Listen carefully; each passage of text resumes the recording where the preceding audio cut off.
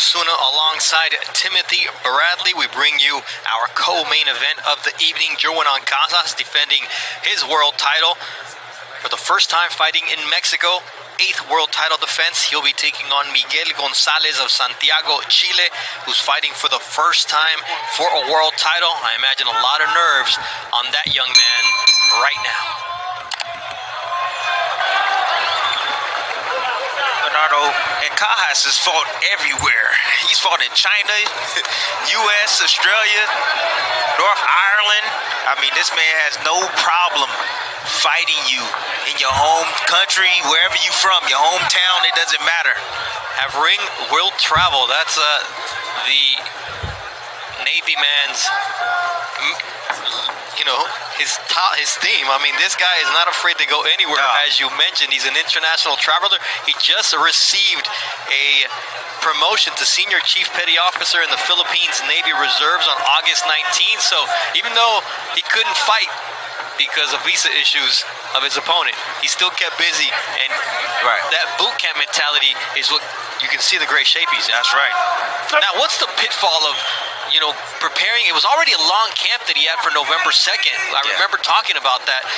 And then next thing you know, it's postponed a whole month. What's that like, Tim? It's just maintenance, honestly. You're supposed to fight, and you just got to go back, get a little rest, then get back in the gym, and then just try to peak again peak at the right time again. So, his trainer is in charge of that.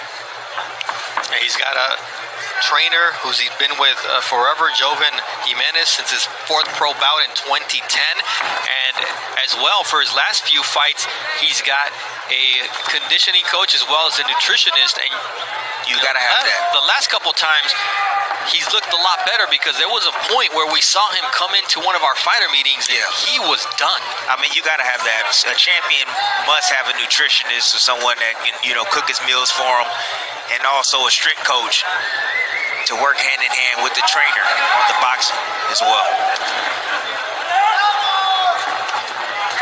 To the looping right hand from Miguel Gonzalez. Not a big puncher. He's only got 24% of his wins by knockout, 8 knockouts, and 31 wins for the fighter out of Santiago. I mentioned he wants to become the first male boxer from Chile to win a world title.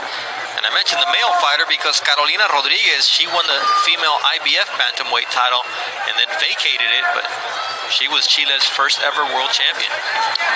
Yeah, you see Gonzalez not really using his jab. His attack is the body. He likes to break guys down to the body and then shoot shots up to the head. So expect a lot of body punching from both guys in this fight. Nice body shot right there from Ancajas. Ancajas is basically saying, okay, you want to go to my body? Well, I'm going to go back down. I'm going to go down to your body. We already saw that Barriaga finished the fight with a body shot at the start of this broadcast, and we see a push there from Jerwin Ancajas as round number 1 comes to an end.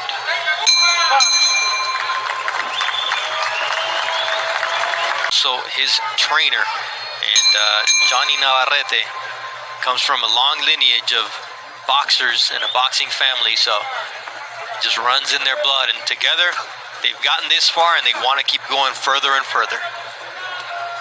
For now, it's Jerwin Ancajas in the red trunks, trimmed in white, taking on Miguel Gonzalez from Santiago, Chile. You mentioned the percentage of his landed shots that are body shots. He's actually a very good boxer from the outside, but he just loves to dig to the body and get into a war of attrition, and that's a dangerous place to be in against a fighter like Jerwin Ancajas. Yeah, that's a place where he needs to be, because Jerwin Ancajas has better legs, better boxing ability. So he wants to be up in his kitchen. He wants to be digging down to the body and making it rough for Ancajas and not allowing him to use that southpaw angles, those southpaw angles. Do you see Ancajas able to establish that jab from the outside? Yeah, when you fight against a southpaw, Bernardo, one way to beat a southpaw is to be on top of him. Take those angles away, push him backwards. And if Gonzalez can push him backwards and make Ancajas uncomfortable, well, that's going to increase his opportunity to win this fight. His name is El Aguja, which means the needle, so he's got to thread the needle here against Jerwin Ancajas. Get inside, use the jab, work the body, but get out of harm's way, because Ancajas is a dangerous finisher. Right on the belt line was that right hand from Gonzalez.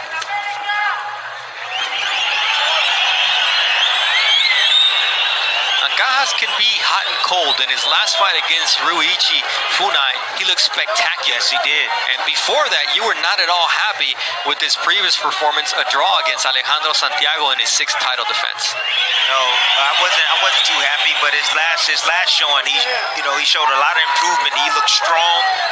He was quick. He placed his shots very well, kind of like what he's doing right now. Placed his shots very well to the body and got the knockout. He's finding openings in Gonzalez and creating them and taking advantage of them, as Gonzalez landed a nice right hook to the solar plexus. Got those earmuffs on, does the Chilean fighter. You see those angles create that opportunity for the right hook to the body from Jerwin Ancajas, the southpaw.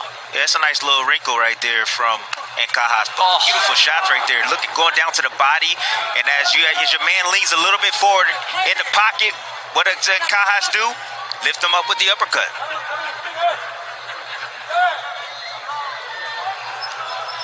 There's taking what the opponent gives you, and there's creating openings and opportunities, and that was the case for Jerwin Ancajas here as we close out round 2 of a scheduled 10-rounder with the world title on the line. And we were speaking of Emmanuel at home. The liver, that's what these two guys are trying to catch, a liver shot. Both Jerwin Ancajas and Miguel Gonzalez. A lot at stake for Gonzalez in his first world title opportunity. And for Ancajas, he needs to keep proving that he is an elite fighter at 115 pounds, because there are a lot of big names out there for him, be it Estrada, Sorungvisai, Donny Nietes, his fellow Filipino, Kazuto Ioka, Khalid Yafai, Chocolatito Gonzalez. A lot of talent, a lot of good fights to be made if he continues to win. Yeah, I'm seeing some maturity from Ancajas. He's really standing his ground, really sitting down on his punches now. That could contribute to, his strength and conditioning. And he's looking like he's getting a lot more comfortable inside the pocket. He's got a nice high guard, digging down to the body. He's not running around. He's just walking in the ring, using his jab as a counter right there. And he has his opponent in trouble here as Miguel Gonzalez is able to stay on his feet, but Ancajas smelled blood and goes for the body shots. A little low there with that left hook, but Ancajas is dangerous. But look how short those shots are. Yeah. From Ancajas. They're nice short place shots. They're not wide, so he's been working on this in the gym. He looks good tonight. And the other thing is, Miguel Gonzalez is making him work for it. This fighter came in here with a desire to make history for his home country. He's fighting against Ancajas with a lot of heart, but those body shots have got to wear him down. You die by the sword, you live by the sword, you die by the sword. Yep. We see Gonzalez taking a lot of punishment to the body from Jerwin Ancajas, who goes downstairs once again. Nice right hand there from Gonzalez. Yeah, Gonzalez had no choice but to get inside the kitchen of Ancajas, because Ancajas is just too athletic for him, too much ability. Big NBA fan. His sons are named after Kyrie Irving and Kyle Korver, and his daughter just less than a year old, JC Kiera.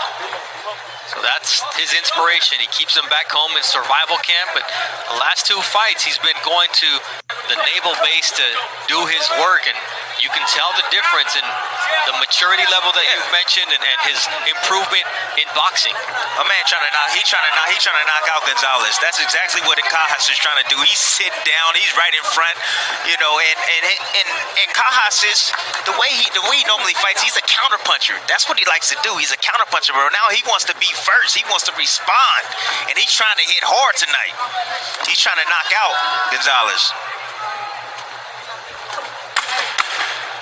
Good work from the champion, Jerwin Ancajas, here in round number 3 of a scheduled 12-rounder. And there you hear the final bell. So far, so good for Jerwin Ancajas, but thus spending your Saturday evening here on ESPN+. I'm Bernardo Osuna alongside Timothy Bradley, the champion. Jerwin Ancajas taking on Miguel Gonzalez in Puebla, Mexico.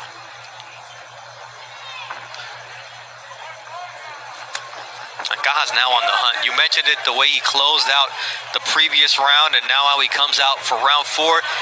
He's found his distance, he's found his openings on Gonzalez, and he's taking advantage. No, he's just really asserting himself. That's what I like about him. You know, he's really asserting himself. He's not just looking for counter shots.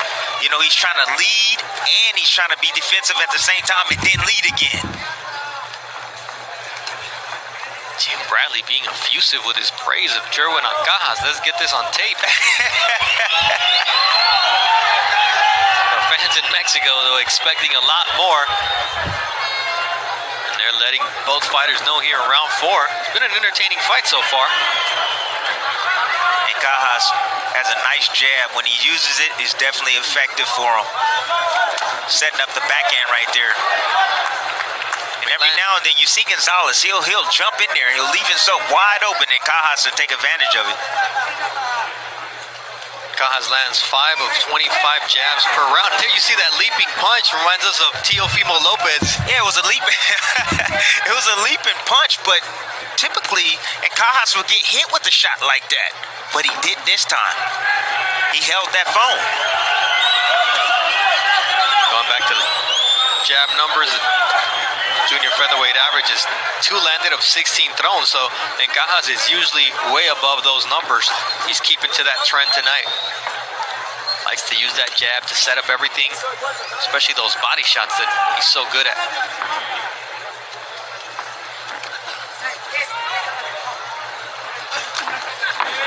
Nice counter right there from Ancajas. He saw the punch coming. You have to see the punch. If you want to avoid it, you got to look at it. You got to see it. Yeah, that's something, what you've been mentioning about Ancajas is what you want to see out of a fighter is development. Yes. As the level of competition improves, you want to make sure that you're getting better. And after that lull he had, and now when we see him, and he started camp June 1st for this particular fight, which was supposed to be November 2nd, you see the fact that he's a different fighter. Yes, he definitely looks like a different fighter. He's 27. He's right in the midst of his prime right now, Nardo. Right in the midst of his prime. And you know, at each fight you have to continue to get better and better and better. You know, it doesn't stop. You know, you have to master your craft. And I believe that Ancajas is finally in that position and probably at that point in his career right now where he's starting to master his craft and believe in himself and his ability. He had that lull in his career, but now it seems to be paying off, getting that condition. And Mark Alimagne, who were 115-pounders, so he got solid sparring in the Philippines leading up to this fight. And Miguel Gonzales, well, he sparred Juan Pablo Meza and Gonzalo Funelida in Chile, and then he went to Puerto Rico and he sparred prospect Javier Cintron. So he got really good work, especially at the tail end of his training camp, knowing that he had to step it up for this world title opportunity.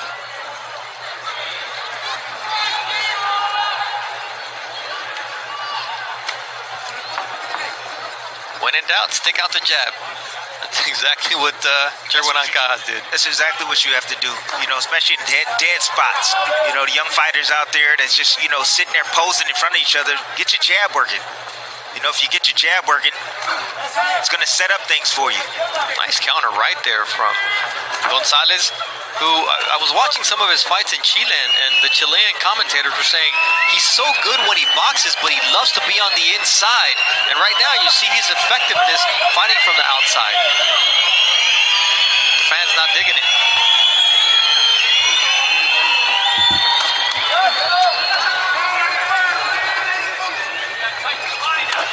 Nice shot to the body there. The solar plexus from Miguel Gonzalez, who tries to find an angle and gets caught with a short left hook from Jerwin Ancajas.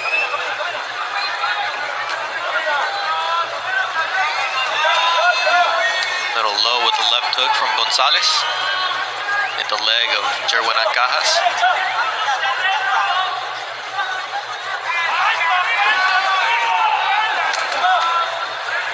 Quick 3-punch combination. Good defense from Miguel Gonzalez.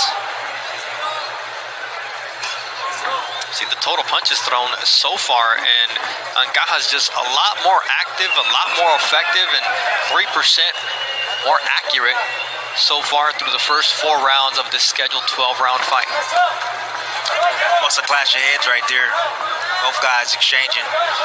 With the southpaw and the orthodox fighters, both their power shots lined up on the same side, so there could be head clashes, and their feet will get tangled up every now and then. So their lead foot, I should say.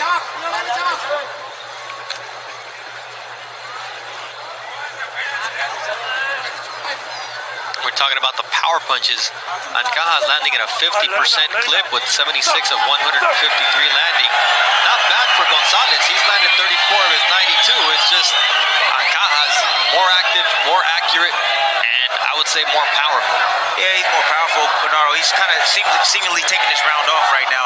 He threw some big shots early and landed, and it really didn't have a whole lot of effect like he wanted it to. So he's kind of taking this round off. Oh, nice right hand there from Jerwin Ancajas to close out this 5th round. We're in a scheduled 12-round World Championship fight. It's been an impressive climb to the top. It has been. He's been fun to watch. He's definitely a fan-friendly fighter, and I want to continue to watch him fight. There's a reason Bob Arum keeps putting him on these fight cards, because he always seems to deliver. And that's what he expects from Jerwin Ancajas, who's landed at 12 out of 133 jabs, well below his average of only 9%. But then you see one jab landed for his opponent, Miguel Gonzalez. That's not going to cut it against a fighter like Jerwin Ancajas. No, it's not. But do you see what Ancajas is doing right now? He's being the bully. Normally he likes to fight off the back foot. He's actually pressing the action, ladies and gentlemen. He's actually looking for the knockout.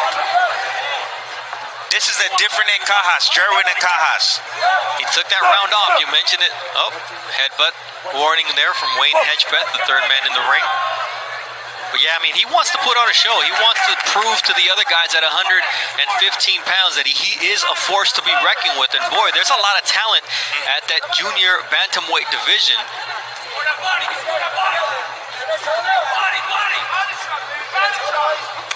You see that body shot once again from Jerwin Ancajas. You could hear it. And that's really wearing down Miguel Gonzalez. Yes, it is. But it's just not a body shot you just thrown. It's a perfectly placed body shot. Like he sees the opening and he's attacking it, and he's digging. He's punching through the ribs of his opponent. Nice uppercut, and his opponent is hurt. And here comes Jerwin Ancajas trying to finish Miguel Gonzalez here in round 6 of this World Championship fight. Gonzalez holding on for dear life, and down he goes. But it's not a knockdown. Very smart from Gonzalez. Very, very smart from Gonzalez. Ooh, Jerwin Ancajas swings and misses, but Gonzalez is not well. His legs are wobbly, and the left of the shot. It would have been better for him to go down, because if not, Wayne Hedgepeth had no choice but to stop this fight. That's right. Sometimes when you hurt fighters, we just tend to go to the danger. Sometimes you got to be in there thinking. Take the knee, recover, allow yourself another chance, a fighting chance to come back and turn the tide.